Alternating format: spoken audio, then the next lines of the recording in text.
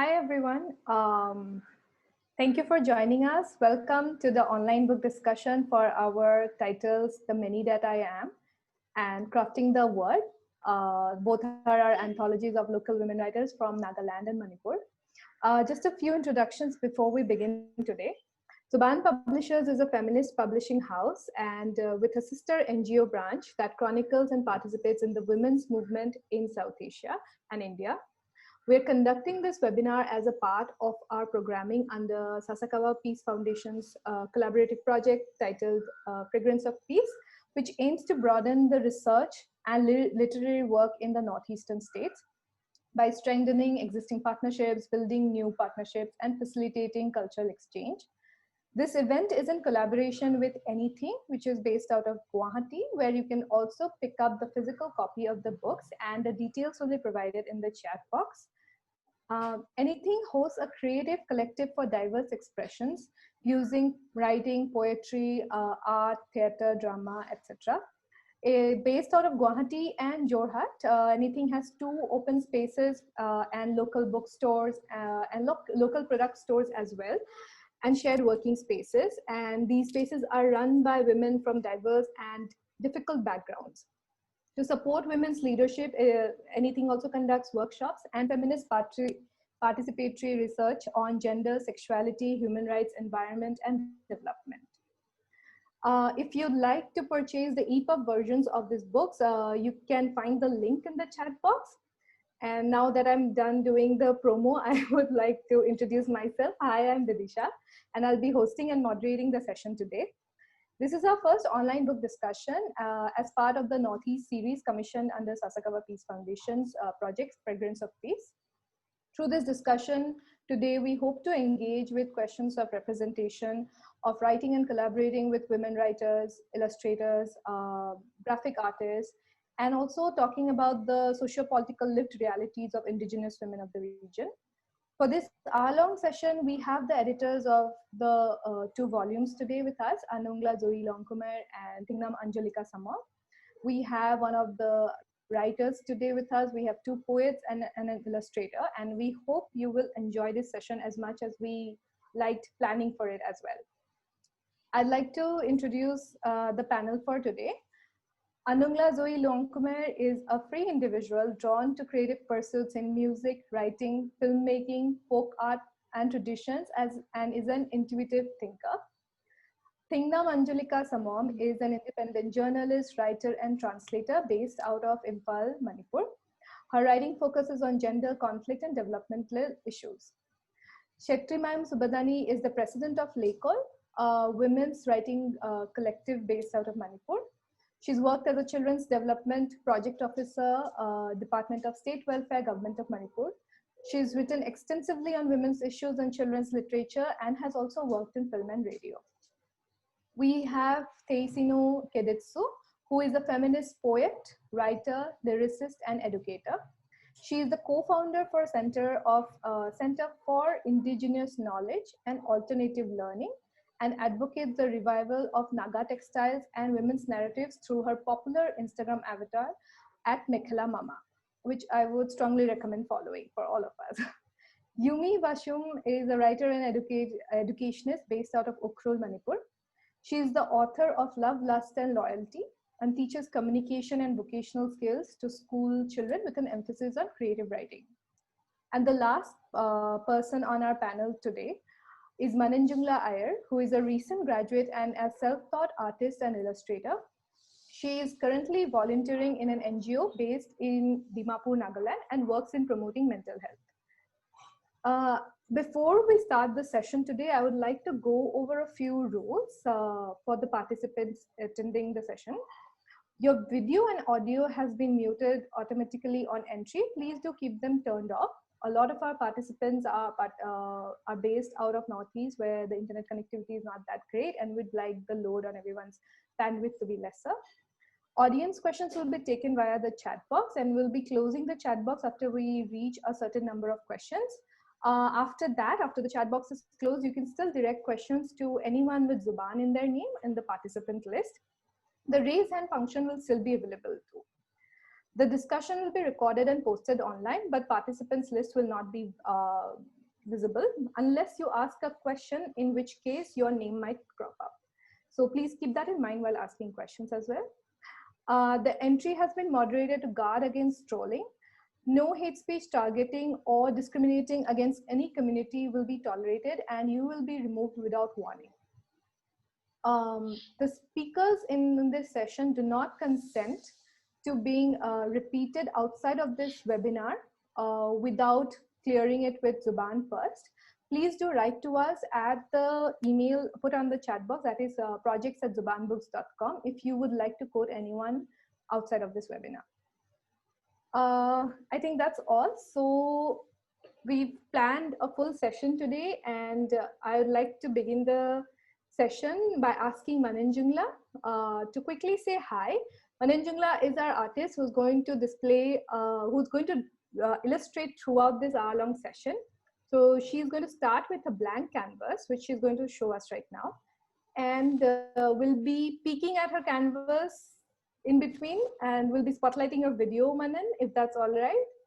And at the end of this session, Manen will be showing us her final artwork. So hi, Manen, and best of luck. And we're really excited to see your final product.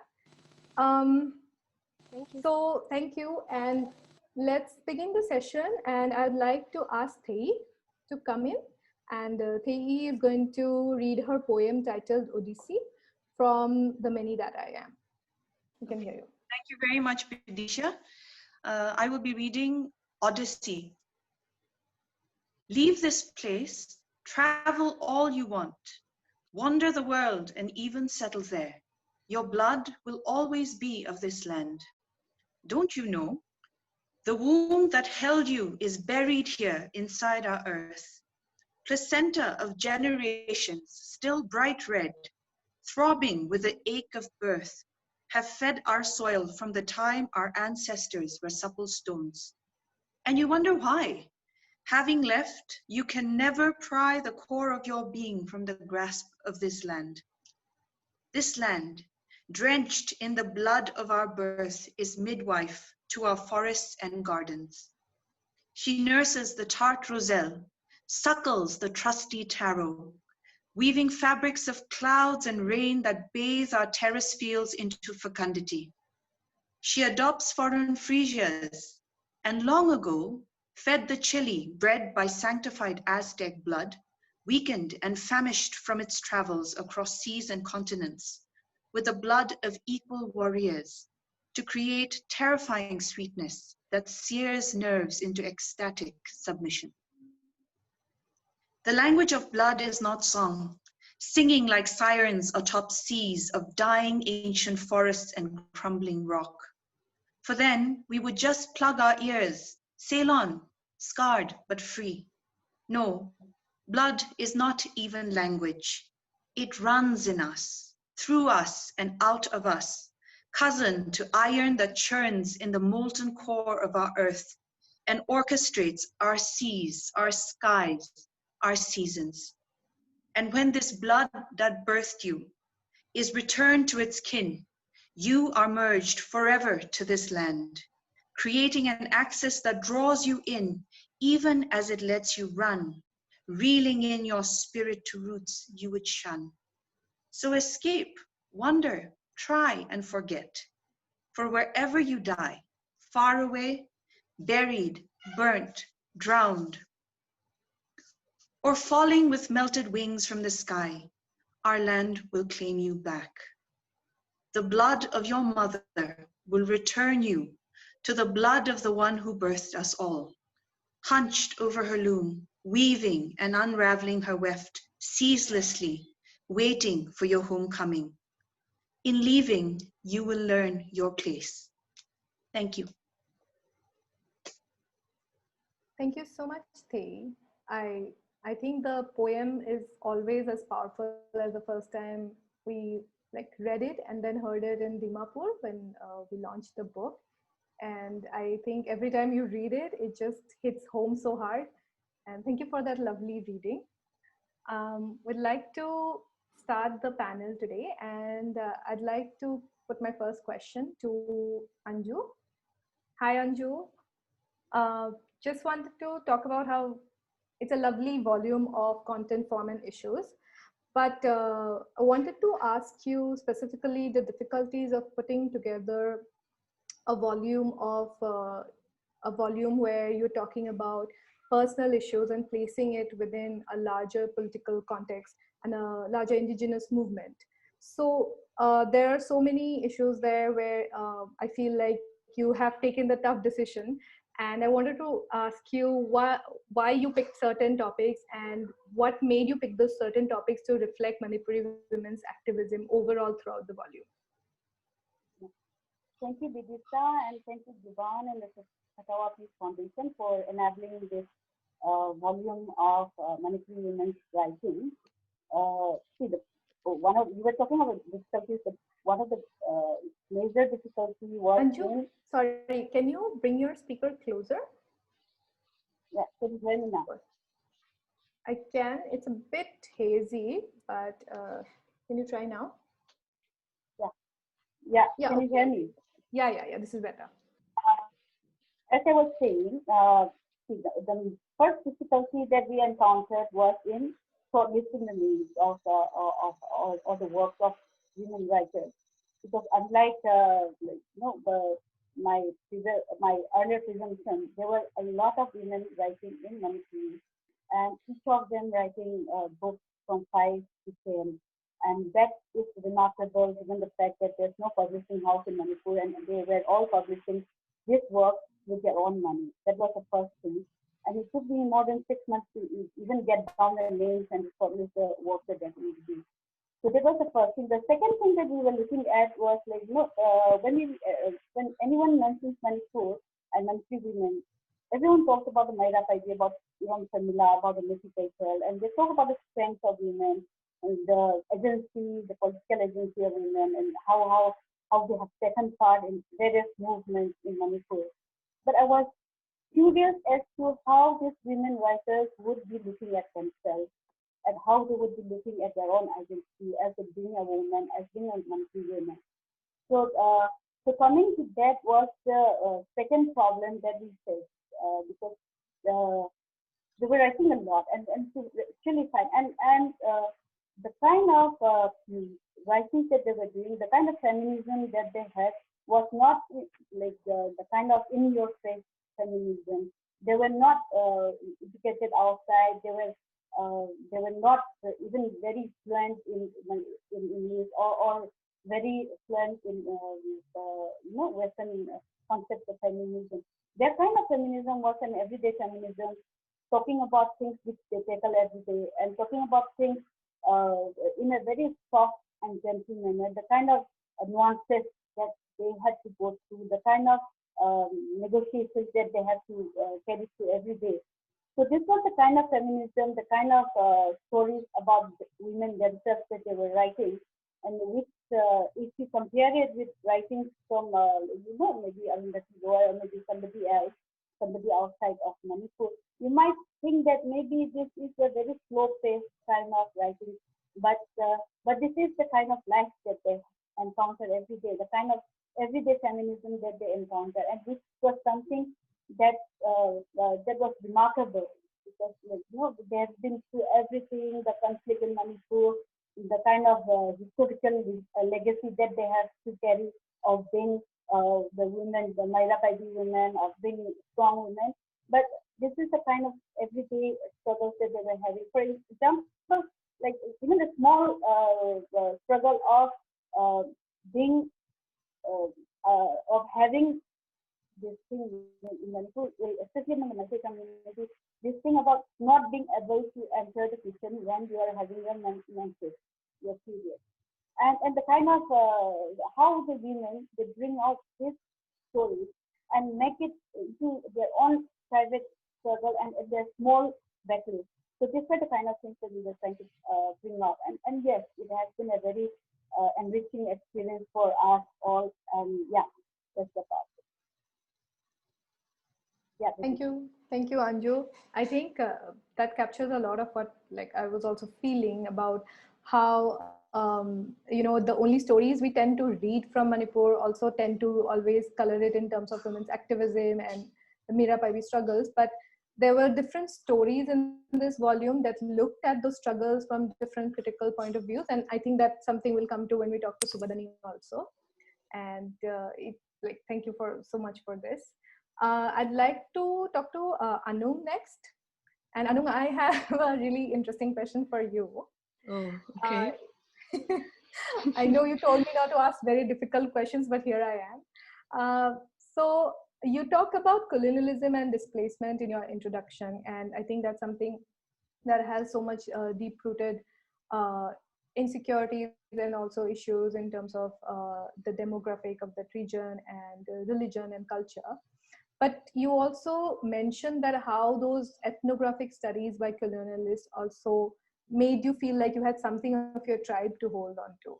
So in terms of that, and in terms of the history of colonialism and its erasure of indigenous voices and how it affects gender more, how did you feel about putting together this anthology of local women's writings, and in English that too? And did it feel like a form of resistance, and how did it feel like for you? Thanks for that, Bidisha. Definitely, this book is a form of resistance by Naga women. I mean, you have all these women writers and women artists coming together, and they're resisting, in one way or the other. You'll see it in every page of the book from cover to cover. So yes, it is a form of resistance. That said, I think when I began work on it, it was not a conscious decision that this would be any kind of resistance. I actually was very curious. So, I wanted to know what Naga women were thinking about. So the only brief that I gave out when I reached out to the women was to write or draw something on belonging, identity, and self.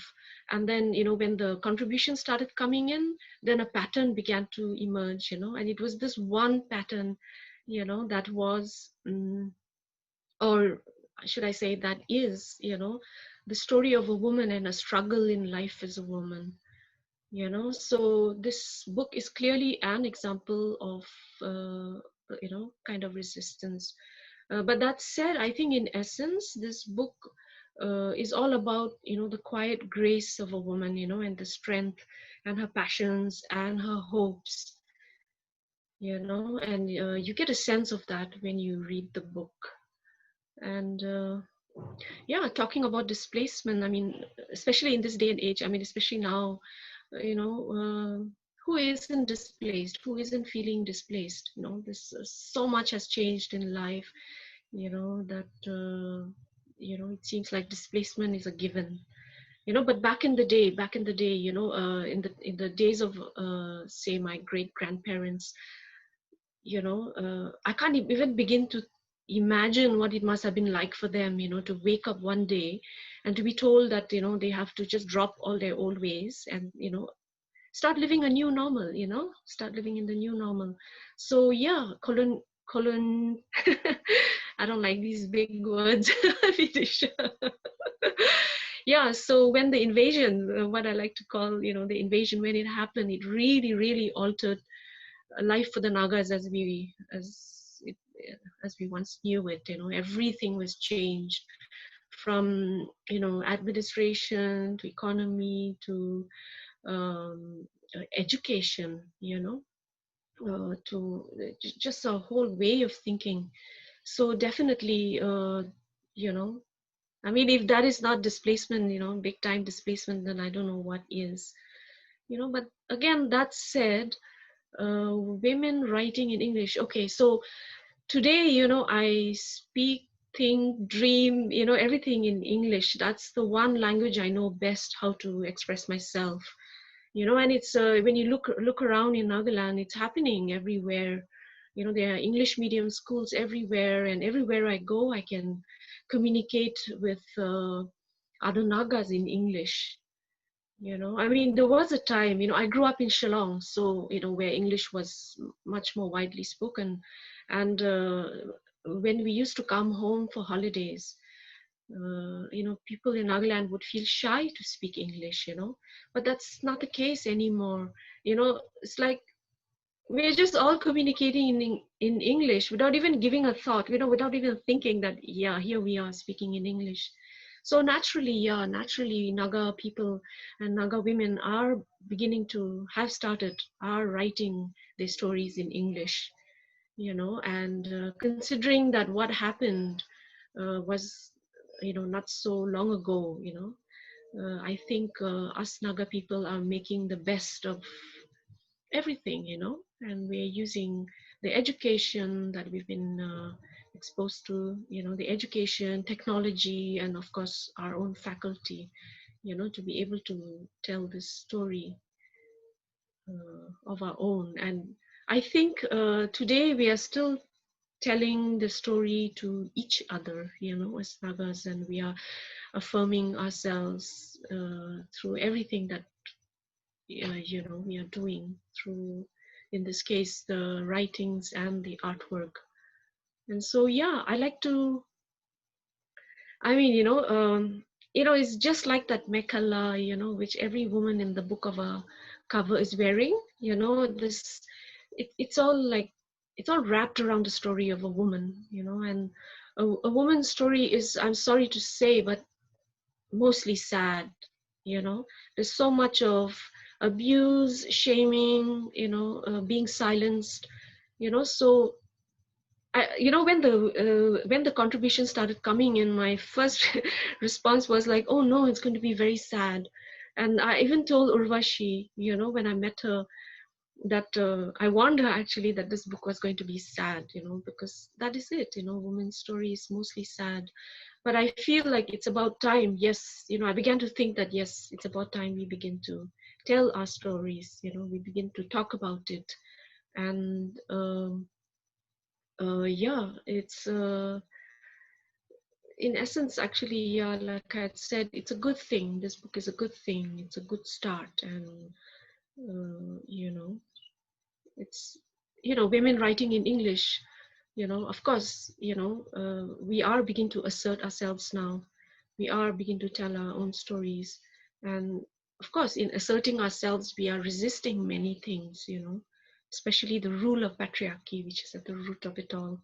So, yeah, I mean, hats off to our Naga women, it's been a huge privilege for me. And like I was saying, like I had said earlier, I was just curious. I wanted to know what these women were thinking. But with every story that came in, with every illustration that came in, I began to, grow courage in me, within myself, that, yeah, this is it, this is it. So this book, yeah, is about the grace and courage and hopes of women, Naga women. And I'm really, really, I feel blessed, to have been able to, to have been given this opportunity to put it together.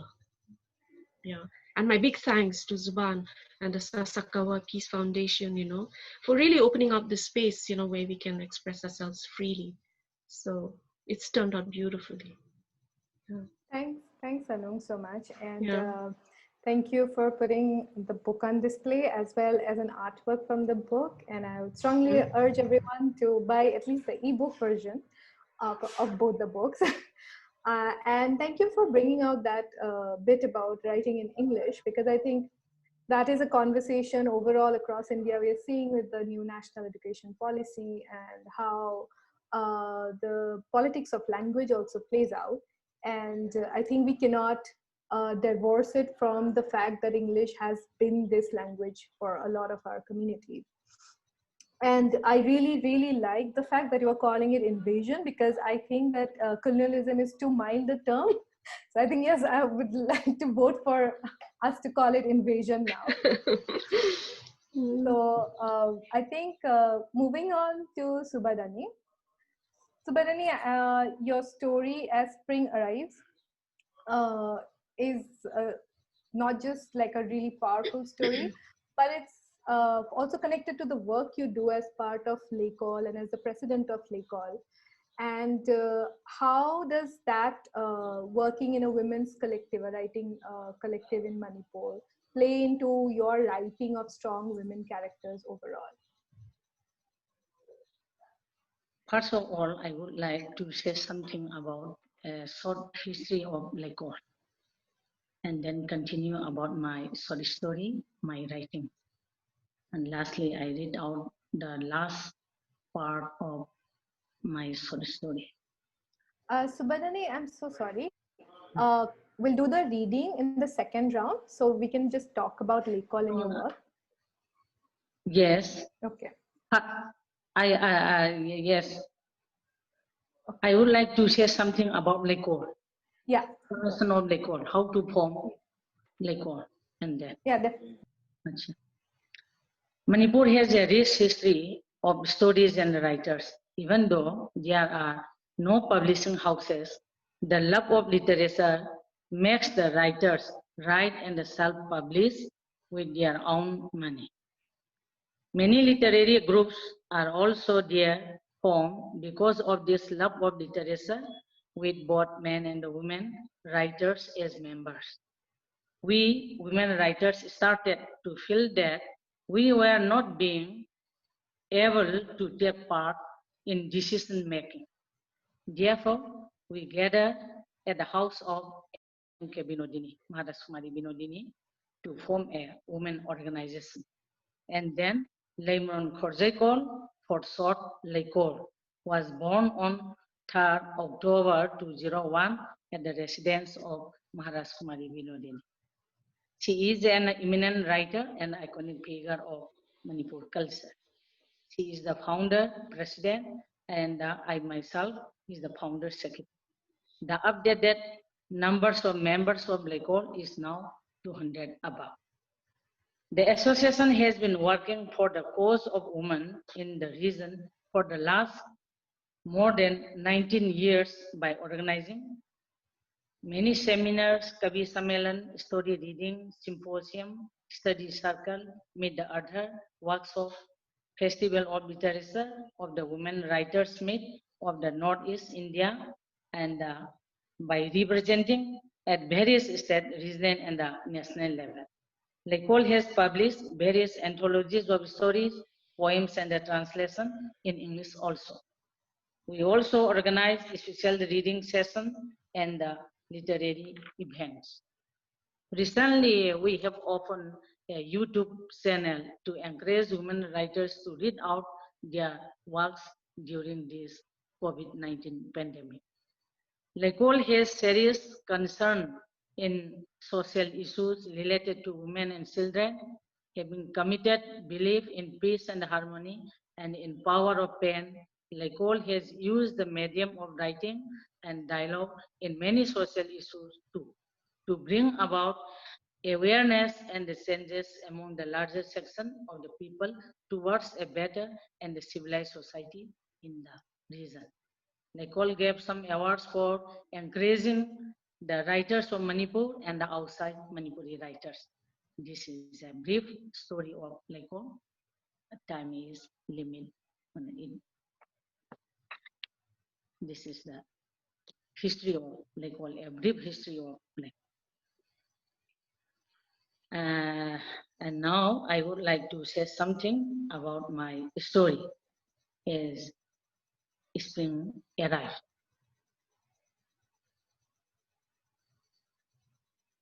The support to each other and the goal of women empowerment is so reflected in my writing.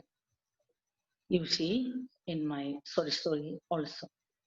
Ivenungsi, the main protagonist in the short story, as spring arrives, wishes to live her life with dignity, though she is a woman. She condemned the act of forced marriage, humiliation, and injustice carried out by local women organization called Merapaivi towards bearer. It is condemnable when people whom one believes that they at least stand by their side in time and the pangs of sufferings turns out to be a wicked one. Life cannot be succumbed totally. Those broken piece of an unfortunate incident and also cannot agree to a failure. That was an accident and it was not done intentionally. She firmly believed that life should move on no matter how traumatic the incident was. And after all, she is a woman and decided to go on with the journey of life. The women characters in most of my short stories encounter the pangs and the agony of life, but I never let them live crying helplessly and never let them succumb to what is called fate. Rather, the characters resurrected themselves as a woman, mother, and a human being, and led them to take better responsibilities courageously. Life is precious, and one cannot be left alone to die. Thank you. Thank you, Subadani. I think we all agree about the fact that a lot of men writing women always end up with women being crying at the end. But women writing about women end up with this resurrection and of the character, and I think that's what makes all of these volumes so strong and powerful. Um, I'd like to come back to Anju now. Anju, you spoke about how difficult it was to put together a volume, but like, and also like with the help of Leikol, who we were so glad that could come on board this project. But the idea of Manipuri women's writing is also connected to the idea of a non-homogeneous identity of Manipuri women. And I wanted to ask you, like, while putting together this volume, while working with Leikol, while working with Subadani, how did you manage to make sure that the question of representation and privilege was kept in mind to make sure that the volume had Meitei and non-Meitei voices, a range of ethnicities or a range of religion, caste? So, would you like to respond to that? Yeah, as I had mentioned earlier also, and as Dr. Badadi has also pointed out, there are a lot of women writing nowadays, but most of them were writing in Manipuri, and most of them were belong to the Manipuri community. So that was one of the main hurdles. As we tried to find, I tried to find people writing in other languages. So and that was very that proved to be a very tough task because there were very few outside of the people writing in Manipuri who were writing. In fact, in the we have 27 women contributing in our book, 26 writers and one visual artist who provided a graphic story. So that is 22 poems, 11 short stories, and all, a total of 36 pieces. But then if you look at the fact that Manipur has more than 33 ethnic communities, it was heartbreaking to find that there was almost no women writing in many of the smaller communities. Among the Tangkhul community, I was very lucky to find Oda Ayung, but she's a senior writer, but she was mainly writing in Manipuri. She writes a few in Tangkhul. Then there's another Tangkhul lady, her name is Lenyon. She writes in her own language and a few stories in Manipuri. But none of the stories that we could make it part of this. So because we didn't respect the thing that we were wanting. And we were lucky that among the younger generation, even though they write in English, there was a person like Yuimi who could represent the Tangkhul community. Among the Sanskruti, we couldn't find we heard that there were a few women writing, who would send songs and all. We tried to find it was totally difficult.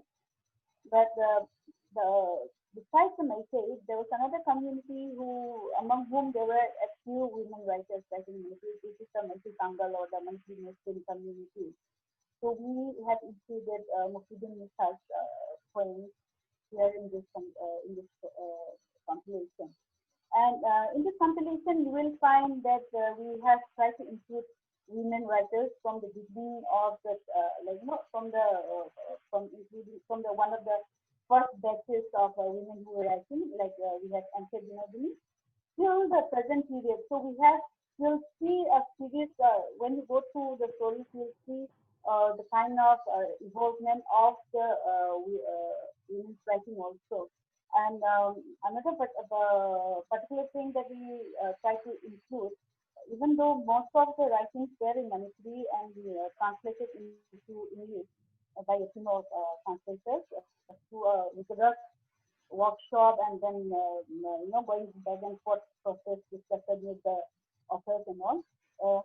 We found that a lot of the younger generation found themselves more comfortable expressing themselves in English, like Anung was saying. So we have tried to include these voices also. So we also have a few poems and other things, poems written in English, like Yuimi and Natalie,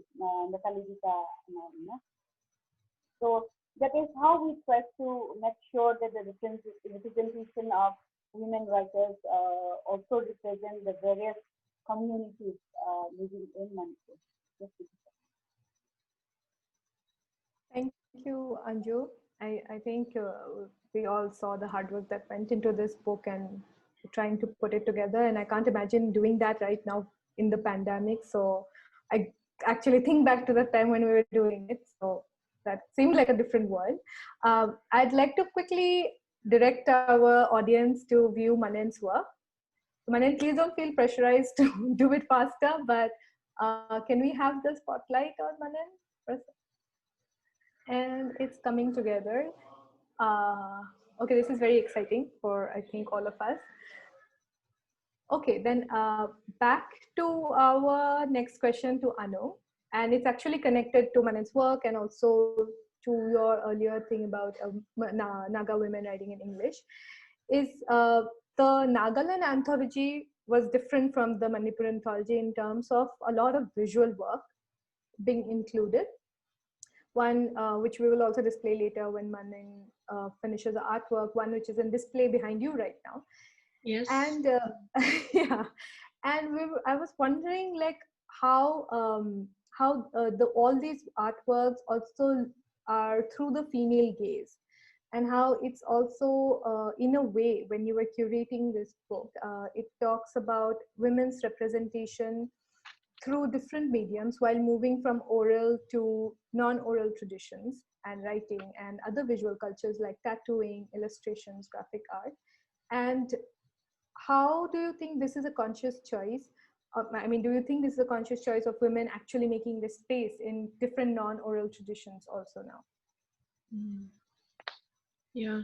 First off, actually, I think us Nagas, we are just artists, it's just in us. And even if we even if you look at all the traditional things, artifacts and crafts and things like that, it's just like amazing. Even I get like blown away every time I see this beautiful basket woven with bamboo, or some textile or some carving, or just just the patterns and a shawl. I mean, it's just amazing. So I think it's just like a instinctive thing. It's just like a natural natural thing. And in essence, actually, art is for storytelling. So when I was putting this book together, I began also to meet a lot of artists, and I thought, okay, art is, drawing something, illustrating something, is a language, because there's a story there, and so it just became a natural thing to include illustrations as well. And each illustration tells a story, there's a story of its own there. And even the sequence of illustrations in the book is a story in itself. If you just remove the short stories and the poetry, just illustrations tell you that story. Like it begins with Iris Inti's beautiful painting, which I thought would be the cover of the book initially.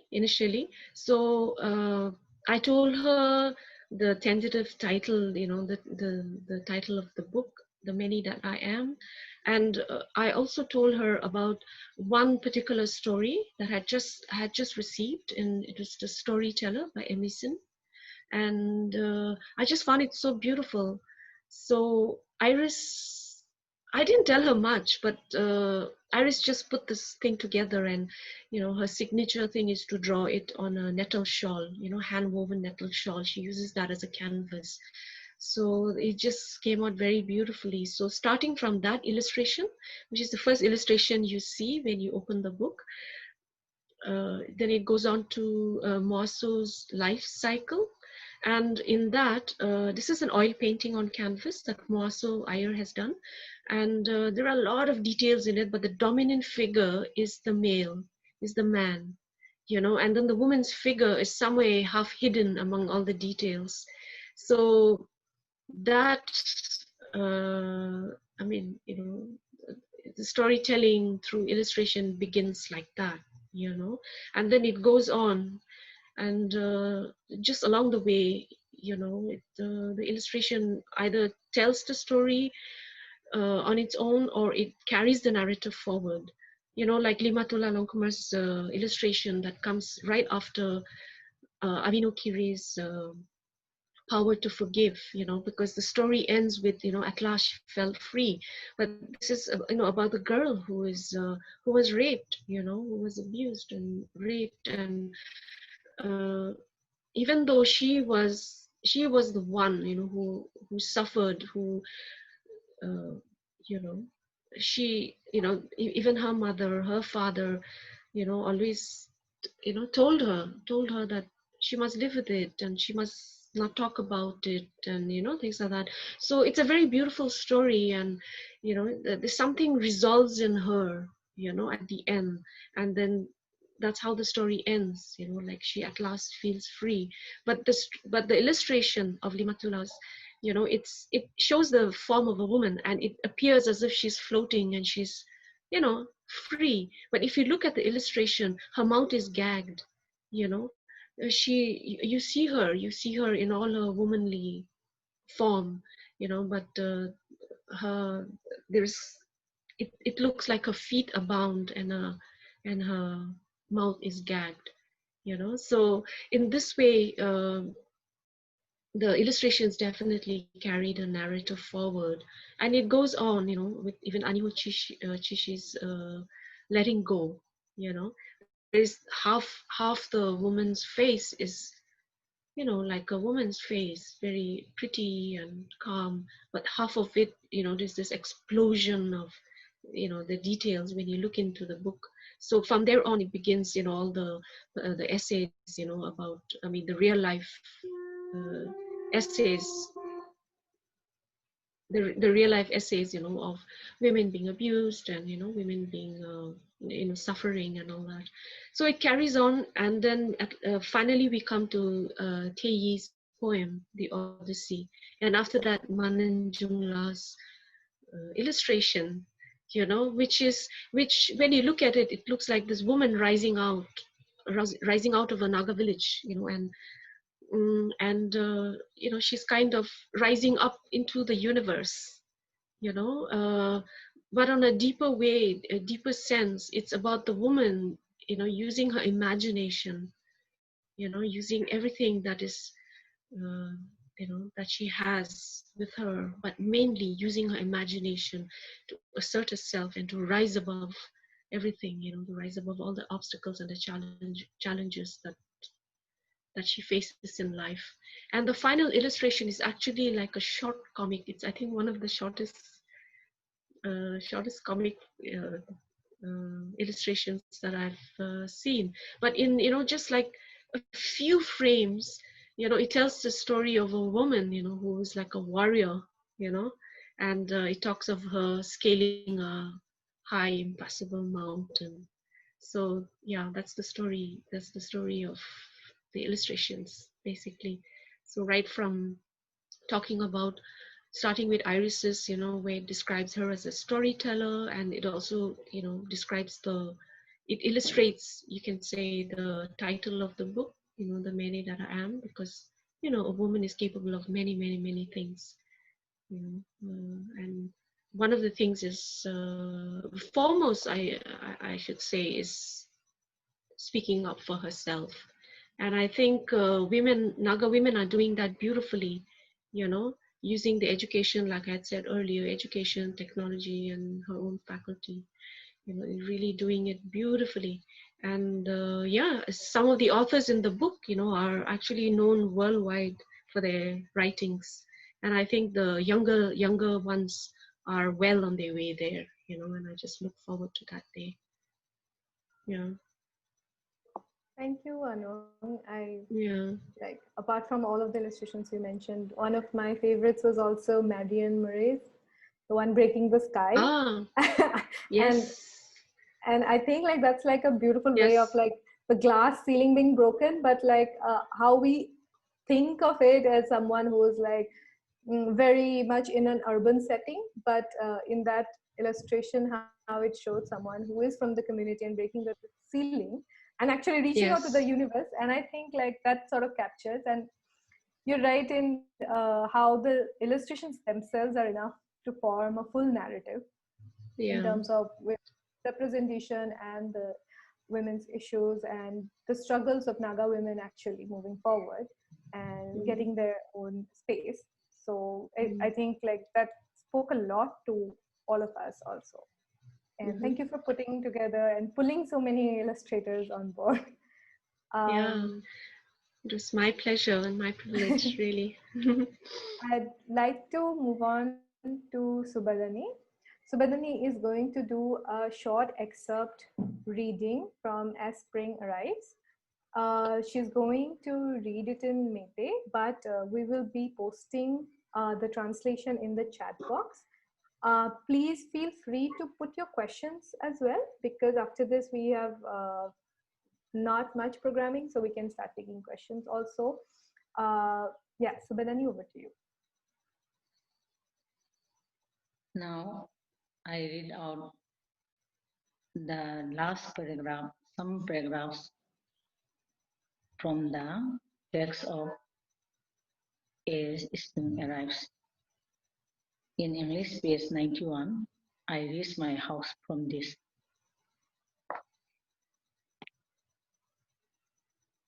I have yumda lakle. Isa singdu punga mapanda awangi ise chawbiga phaminaduna lerami mamitu kharap yanglai adu mahatangdi ai kanano khangbani kapandaba ayakse pi tarkanu yade ayak kaple piena kaple masidagi hena ikaiba izat mangba kari amuk leramkhini pau thaduna mapa lakle aigi wa amata tabidana asawbuna namatuna aibu sasan phubudawna talle ipuroibana aibu hatlasum khanbani adu hatlu yade isam paiduna sorok lamjawde ilakle ahyak kaidawni kanagida leigani ipamda mari matada aigi sangjafam amata leite aigi pauna maisak phaba mairigumna chakre upai leitana hotel amada leire numit kharani haukhre jana thaknanaba bhara pinaba paisa amata leitre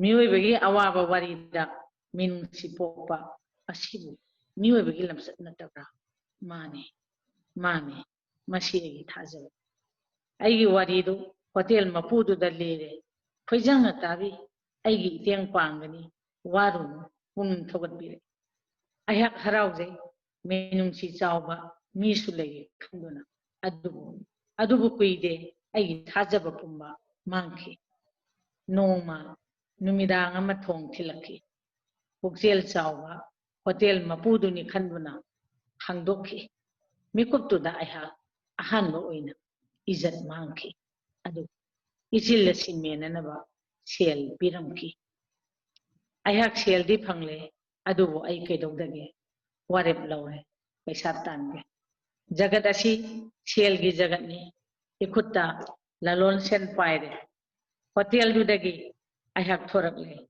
atopa mafam amada bhara loduna leide pot yole mathang mathang sendong phanglakpadagi chahi kharagi tungda dukan macha amada leiduna phamle aina taliba selse kanagino wafamsi hek khalubadani aigi pina maning tamliba adubu khasibtuna thamoisina hai masi punsi sahi taragi tungdani amuba kali tapna tapna mami sangkhre ipuroibana magi haukiba punsida sahi kaya lisang sitna chingda ngauduna leikhiba ithanta yumdom pop aduda thambiramba aduga tapna tapna asumadu khangla madu khanglakpada chahi kaya sangkhraba aduga piendaba aduna haujittada maichak lakliba pawase aingonda amuk nongna thoktre kayarak tamnare thoibadu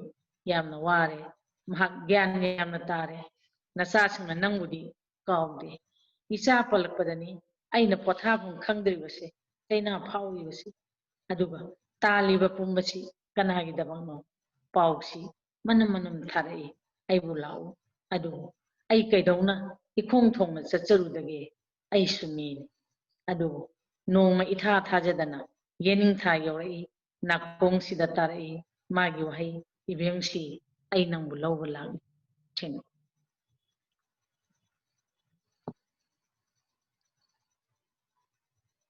Thank you, Subadani. I think we were trying to catch up with the translation, and I think we're almost there. So I'll just wait for all the translation to come in. Yeah, I think it's there. Thank you so much. I think your work in Leikol and these stories on morality and also against the larger women's activism is something that is so powerful, and it brought together so many other aspects of the Manipur volume. And thank you for helping put it together as well. Yes. I'd like to move on to Yuimi, who is going to read her poem, Breaking the Shame. Yuimi? Yumi's connection is a bit bad, but this is always the issue with any of our programming. So yeah, Yumi's here. Hi, Yumi. Yeah. Okay, hi. So I'm going to read the poem, Breaking the Shame.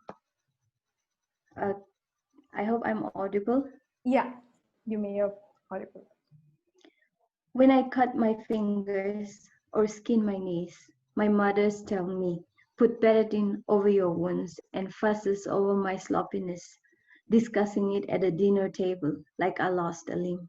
Yet they refuse to talk about my vagina, of the men that abused me ad infinitum, trying to shove pennies into my mouth in the depths of the night, creeping up to me like the monsters under my bed.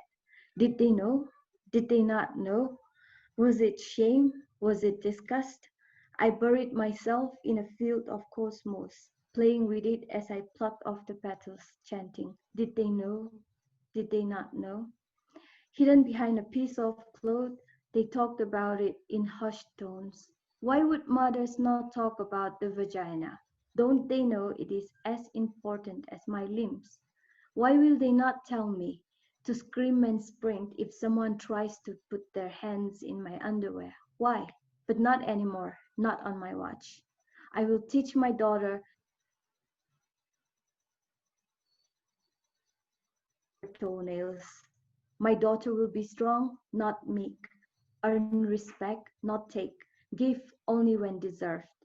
My daughter shall fight against silence, so shall my daughter's daughter, until there is no shame in the truth, breaking the shame. Thank you.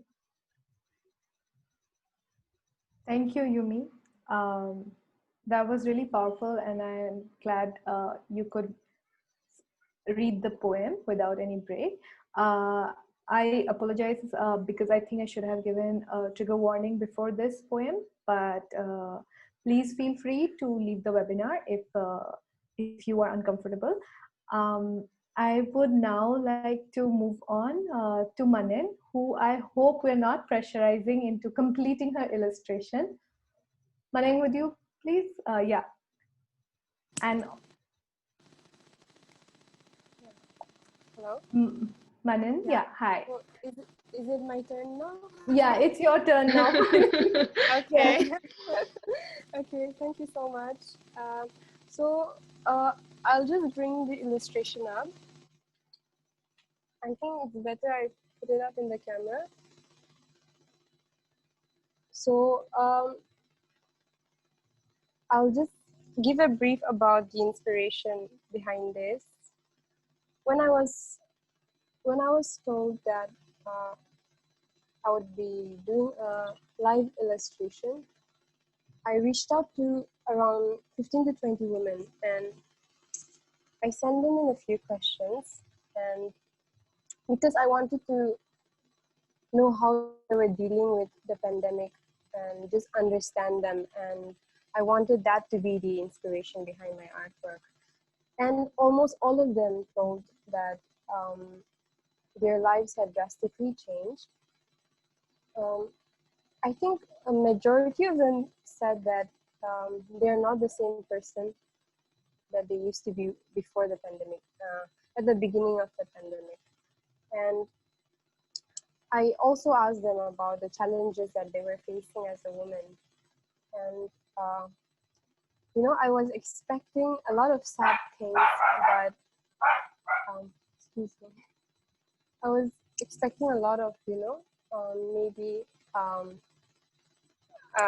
like Anungla has said that stories of women tend to be very sad and all that.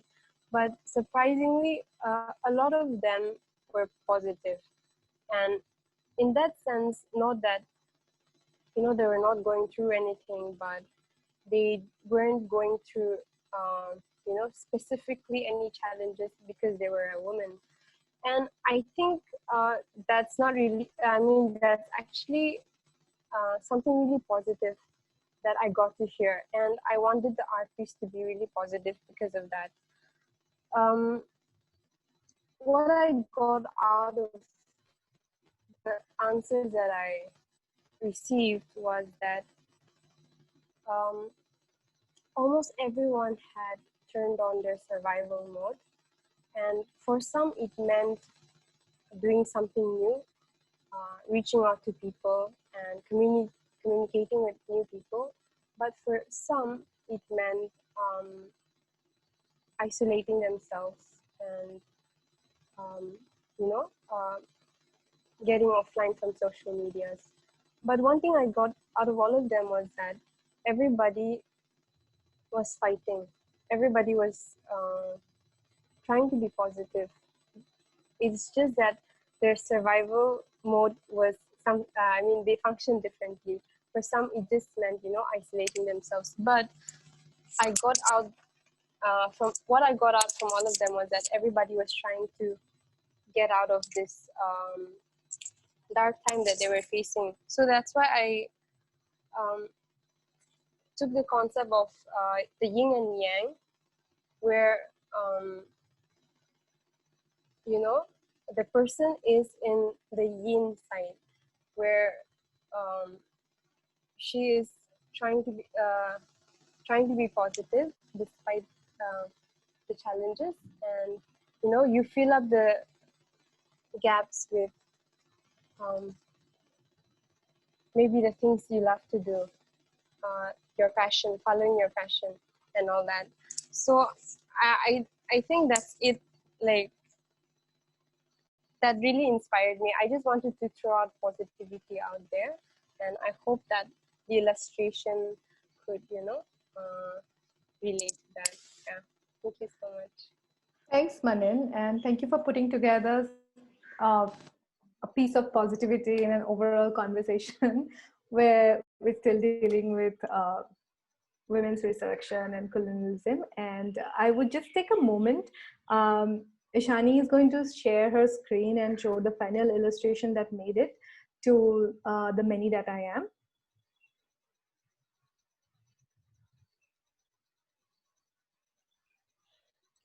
And yes, this was the final illustration, and Yeah. we'd love to work more with you, Manen, and you can expect Zubaan's emails coming to you very soon. Wow. Yeah. Thank you so much. Okay. Yeah. So, like mentioned in the chat box, we'll be extending the session 5-10 minutes. will be taking the first question, and I'd like to direct this question to Anungla and Anju actually. So you can choose whoever wants to go first. There's a question about the politics of language and the pros and cons of putting local experience in an invader's language. It talks about the identity of people who fail to pronounce the English language in Meghalaya and Nagaland, and I'm guessing Manipur. That's the first half of the question. The second half is talking about women artists in Meghalaya, Nagaland, Manipur, Punjab, other local spaces as opposed to global scenario. Is there a similarity? Is there a pattern? So, Anu, do you want to go first? What is the first part of the question again, please, Bidisha? Yeah, it's a very long question. The first part of the question is about politics of language and putting together a volume in an invader's language, and also thinking about the people who may not speak in that language in the local communities.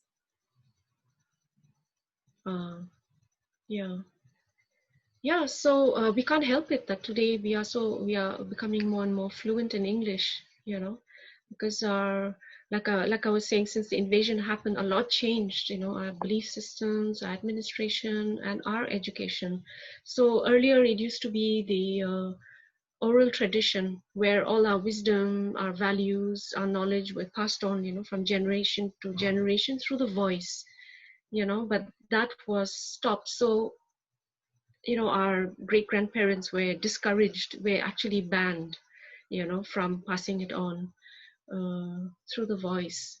So then the, you know, now we've been exposed to, what should I say, the European education.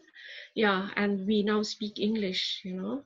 So of course we can't help it that now we are communicating through the English language, you know, and obviously then now we can communicate with the rest of the world, you know, because it's I think the most widely spoken language. So in a way that is good, but I think a lot of our stories we are actually beginning to just tell each other, like I had said earlier, we are beginning to tell each other our own stories. And of course we hark back to what was, you know, because I mean there's a huge hole, you know, in our cultural history, you can say. So we are still trying to understand ourselves, you know. So with each story that we are writing, with each illustration that we are drawing, with each poem that we are writing, we are beginning to we are trying to understand ourselves, our own selves first of all, you know, and understand each other within the community, you know. You know, we can't help it but use terms and use phrases, terms, you know, whatever knowledge that we have of what happened in the past. We can't help it that it enters our stories today, you know. So it's like I said, you know, we're beginning to tell each other our own stories, you know, and just to try and understand ourselves. And I think we are in the good way, you know, that way. So it isn't so much about reaching out to the rest of the world now, you know, straight, you know, the kind of thing. So we are in the process of doing that. Yeah, of course, for sure. But essentially, we are telling these stories to each other, to ourselves, and to each other in the community. Yeah, I think that's far more important than at this point. Anju, would you like to come in? Yeah, I would like to say that yes, we are at the point where we are trying to understand ourselves in something, and then our place in the world, and also trying to understand this whole thing, that, you know, what happened in the past, what's happening in the present. Manipur is in a juncture, at a juncture like that. But the other thing is that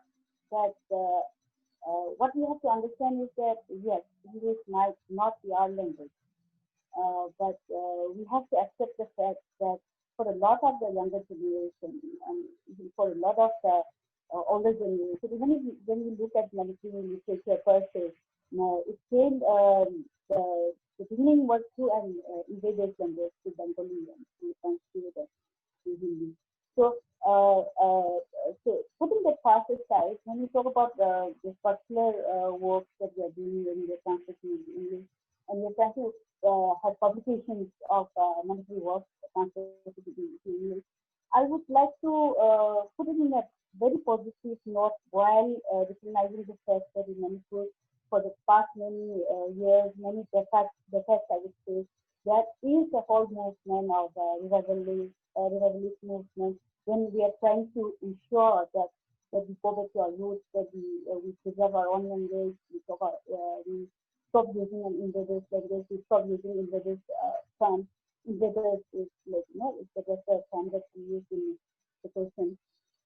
But we also have to recognize the fact that a lot of the younger generation now are more attuned to the invaders language and invaders thoughts and the invaders literature. In getting our work translated into English and then having it published is not only for people outside of Manipur to know that yes, this is the kind of writing that women are doing in Manipur, but for many of us, many of us from Manipur itself, it is a way for them to recognize, yes, this is what is doing in Manipur, because a lot of them don't understand Manipur. To be very frank, for the older generation, for me myself also, I don't understand the new, the revived Kshetrimayum state. And then for a lot of the younger generation, including my own children, they don't understand the Manipuri text written in the Bengali script.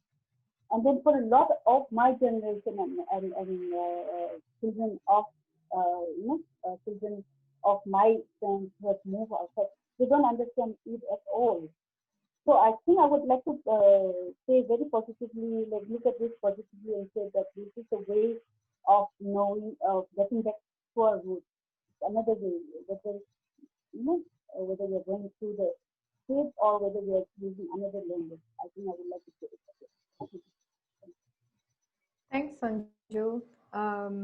I think as part of our Sasakawa Peace Foundation's project, Fragrance of Peace, we run this research grants, and last year we had this grant where this person explored the graphic, how the Manipuri script developed, and through different elements in Manipuri culture. And that was a very, very interesting paper. It's still up on our website.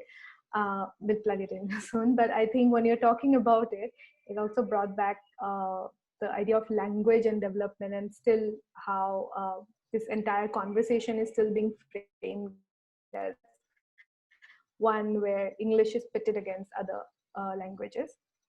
We have a last question for Tei and Yuimi. I'd ask you to keep it a little brief because we're running a little late. But this question is, what role must man play to break these centuries of subjugation of women? What can we do? And this person chose to remain anonymous, so I will not be revealing your identity. But Tei, would you like to go first? The question was, what role must man play? Yeah. Man as in male gender. As in male gender, yes. Gosh, that's a question that, I think we all ask ourselves all the time. Unfortunately, I think women ask it more and men don't ask it enough.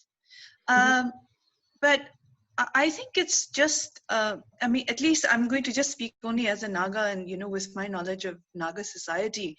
But what I find is that many men are feminists. They just don't know that they are, and it's not actually a male versus female, fight. Patriarchy disadvantages both men and women. And in fact, in Naga society, men suffer so much because of patriarchy. We have, alcoholism, we have drug abuse, we have, so many issues that, mental issues, issues of violence. These are all associated with, the kind of demands patriarchy makes on men. So in a sense, I think just has to do with communicating with each other, becoming aware of what patriarchy does to all of us. And for us to understand that this is not a male versus female issue. I think that, I mean, especially in the context of, reservation in the state, that's one of the things that became something that, worked against, I think, understanding and peace, was the idea that it male versus female thing, and it's not. I think so in the sense that what can men do? I think it's just points to greater empathy, more dialogue, understanding each other, reaching out to each other, and trying to understand that patriarchy is, not a male issue. It's not a male institution. It's just, a social construct that needs to, be questioned, demolished, and for all of us to work together to try and find something that's more equitable. And personally, as a feminist, I feel like feminism is the thing. Thank you, Thei. It's also bolsters our spirit as well. Yumi, can you hear me? Would you like to come in? Yeah. Well, it's basically what Thei has said. I think the position of a woman in a society, particularly in ours, Tangkhuk and Nagas, that I know of, I think it's basically determined by women ourselves. So what men can do, I think it should be men encouraging women to start encouraging themselves, because we always think that it is the men who are trying to, who are not being very supportive of us. But if you actually look at the grassroots, it's us women not being able to comprehend the strength that each one of us have. So I think men should maybe like start a dialogue, like how Thei said. I think that should be their role. Thank you, Yumi. I think we'd all also agree that men should start actually talking about it and stop putting the burden of equality on us. But then there are men who are feminists and doing it. I'd like to thank everyone for the discussion today. Anju, Anungla, Subadani, Thei, Yumi, and Manenjungla. Thank you for making the time and coming to this discussion and responding to all the questions. Please, everyone who would like to buy the book, the link is on the chat box, as well as if you'd like to pick up the physical copy of the book for only Guwahati-based people. NEThing, who we are collaborating with for this series of events, has the physical copy of the book. Some of you know, and I just mentioned it, that we run a research grant program in the Northeast for young researchers to encourage knowledge and cultural production in the region from a non-conflict based lens. And for the 2019-20 batch of researchers, we are starting to release the papers for free on our website from Wednesday.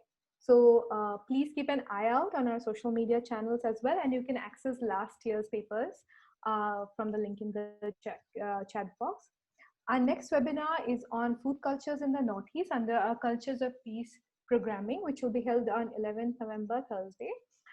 Please stay tuned on our social media channels for more info. It's a continuation of our earlier programming where we showcased Dolly Kikon's movie, Seasons of Life, and also another webinar that happened in September and looked at food cultures again. The recording of this webinar will be put online on our YouTube, and to view our previous webinars for Through Her Lens, Reframing the Domestic, and Crisis of Care, Feminist Perspective on the COVID-19 Pandemic and Lockdown in India, you can go to our YouTube page, and please follow us on social media for any upcoming events. Thank you so much for joining us today. Have a good day and goodbye.